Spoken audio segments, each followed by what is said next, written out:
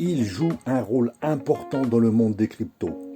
Sans eux, ou sans elles, je sais pas, on ne peut pas transactionner dans le monde des cryptos. Elles sont une valeur sûre. Mais est-ce que vous les connaissez bien?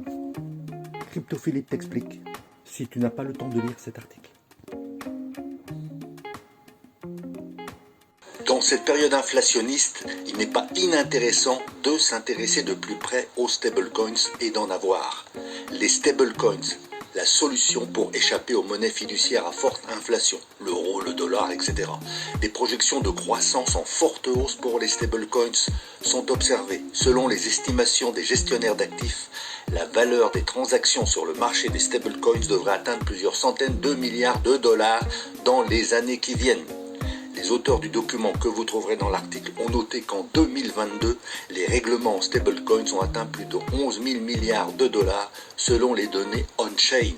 Par ailleurs, le volume des règlements en stablecoins a atteint 14% du volume réglé par ACH et plus de 1% du volume réglé par Fedwire. Vous trouverez les références aussi dans l'article.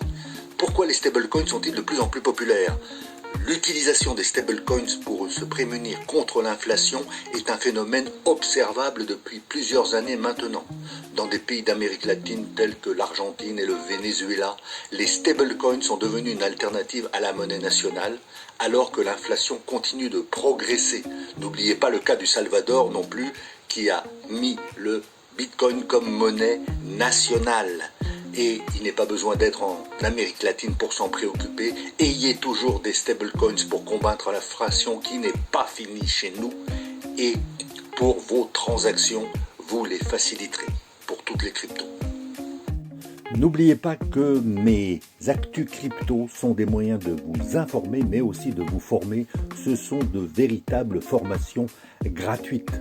Vous connaîtrez mieux le monde des cryptos et vous prendrez des décisions plus judicieuses. Moi, je vous dis ça, à vous de voir. Cet article vous explique pourquoi les mouvements du Bitcoin dictent ceux des altcoins.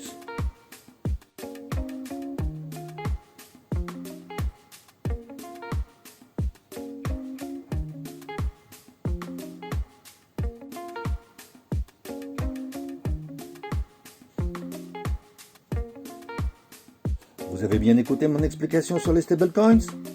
Vous avez bien lu l'article que je viens de vous mettre en référence? Alors vous avez le droit à votre petite récompense aujourd'hui.